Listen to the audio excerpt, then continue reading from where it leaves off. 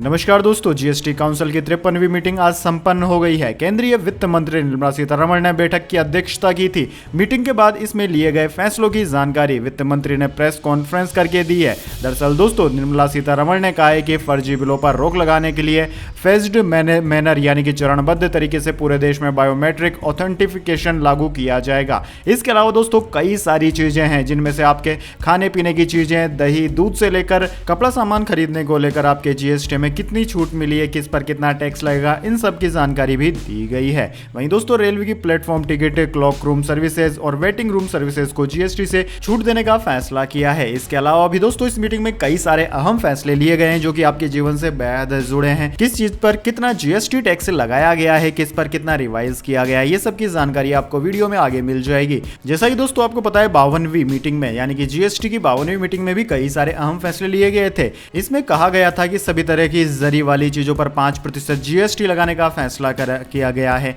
Industrial इस्तेमाल में आने वाले एक्स्ट्रा न्यूट्रल अल्कोहल पर 18% जीएसटी लगाया गया था। प्रोमोटर को अपनी कंपनी के लिए कॉर्पोरेट गारंटी देने पर भी जीएसटी नहीं देना होगा, यह फैसला लिया गया था। ऑनलाइन गेम पर जो फैसला पहले लिया गया था, सरकार उसी पर ही चलेगी, ऐसा 52वीं मीटिंग में फैसला लिया गया था। इसके अलावा दोस्तों 52वीं मीटिंग में कहा गया था कि जीएसटी एपीलेट ट्रिब्यूनल में प्रेसिडेंट की अधिकतम उम्र 67 से बढ़ाकर 70 साल की गई है। जीएसटी एपीलेट ट्रिब्यूनल में सदस्यों के लिए अधिकतम उम्र 65 से बढ़ाकर 67 साल भी कर दी गई थी। वहीं दोस्तों बात करें 53वीं मीटिंग की, तो दोस्तों 53वीं मीटिंग 22 जून को समाप्त हो गई। दोस्तों मीटिंग समाप्त होने के बाद वित्त मंत्री निर्मला सीतारमण ने प्रेस कॉन्फ्रेंस की और उसमें एक एक पॉइंट करके कई सारी चीजें क्लियर की है। तो दोस्तों पॉइंट दर पॉइंट आपको भी हम कुछ चीजों को क्लियर कर देते हैं। जैसे कि दोस्तों काउंसलिंग ने मिल्क के कैन यानी कि जैसे आपके कोल्ड ड्रिंक के कैन आते हैं, वैसे ही दूध के भी कैन आते हैं, यानी कि दूध के डिब्बों पर एक समान 12% की दर निर्धारित करने की सिफारिश की है, यानी कि 12% जीएसटी लगेगा। फायर स्प्रिंकलर्स सहित सभी प्रकार के स्प्रिंकलर्स पर 12% की दर लागू की जाएगी। सभी सोलर कुकर पर 12% जीएसटी दर लागू की जाएगी।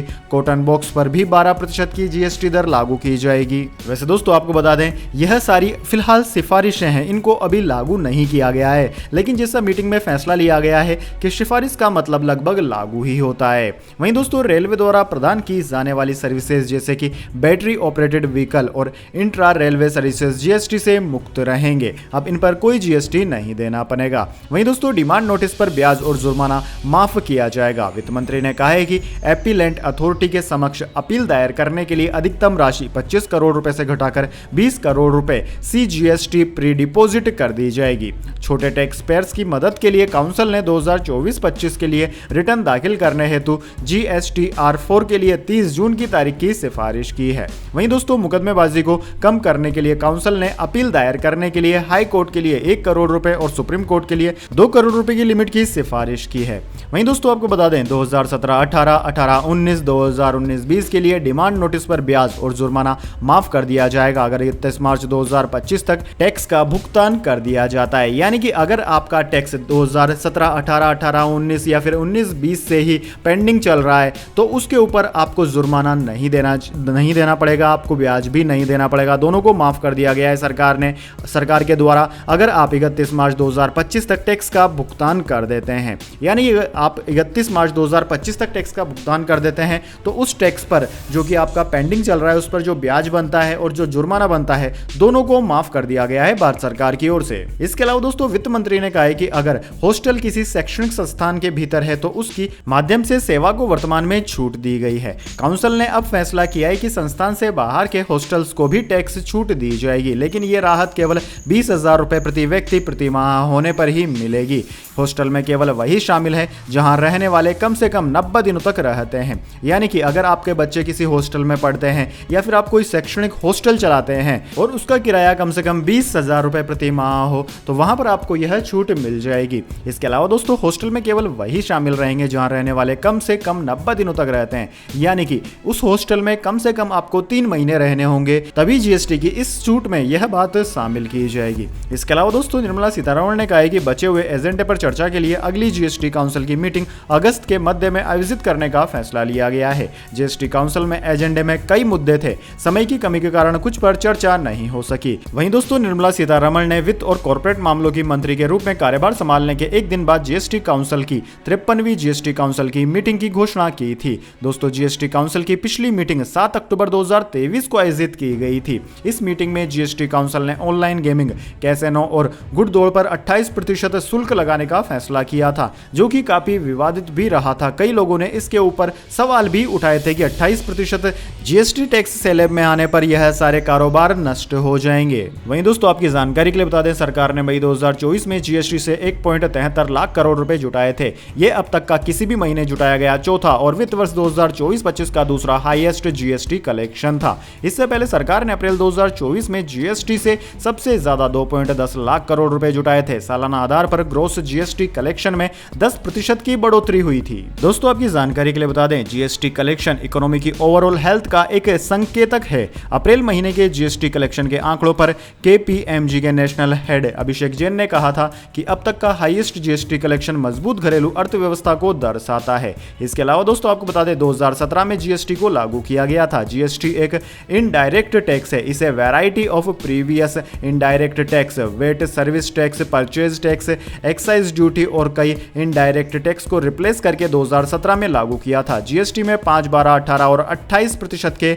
4 स्लैब होते हैं। दोस्तों, वीडियो के अंत में एक बार फिर से आपको रिवाइज करा देते हैं वह 5 फैसले जो कि प्रमुख रूप से इस बैठक में लिए गए थे। पहला लिया गया था, काउंसिल ने सभी सोलर कुकर पर 12% जीएसटी निर्धारित कर दी है, चाहे इसमें एकल हो या फिर दोहरी ऊर्जा स्रोत हो। दूसरा फैसला लिया, भारतीय रेलवे द्वारा आम आदमी को प्रदान की जाने वाली सेवाएं, प्लेटफॉर्म टिकटों की बिक्री हो, रिटर्निंग रूम हो, वेटिंग रूम हो, क्लॉक रूम सेवाएं हो या फिर बैटरी चालित कार सेवाओं को जीएसटी से अब छूट मिल गई है। यानी कि अब ये ना तो 5% वाले में है, ना 12 या 28 या 18, किसी भी टैक्स स्लैब में नहीं आते हैं। इनको पूरी तरीके से छूट दे दी गई है।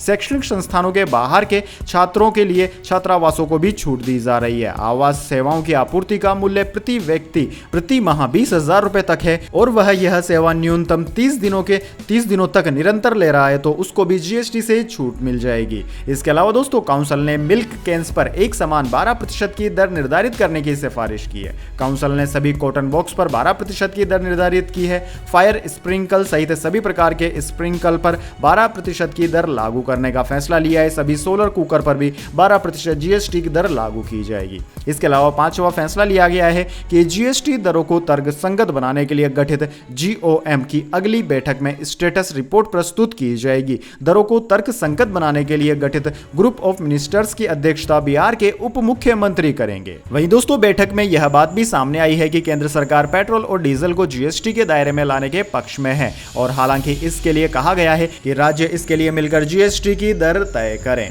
वैसे दोस्तों, कमेंट करके बताइए कि आप भारत सरकार से कौन कौन सी चीजों को जीएसटी की दरों से बाहर करने की सिफारिश करना चाहते हैं, यानी कि ऐसी कौन सी चीजें हैं जिनको आप जीएसटी फ्री कर देना चाहते हैं। कमेंट बॉक्स में अपनी राय जरूर दीजिए। साथ ही अगर वीडियो आपको पसंद आए तो वीडियो को लाइक करना ना भूलें।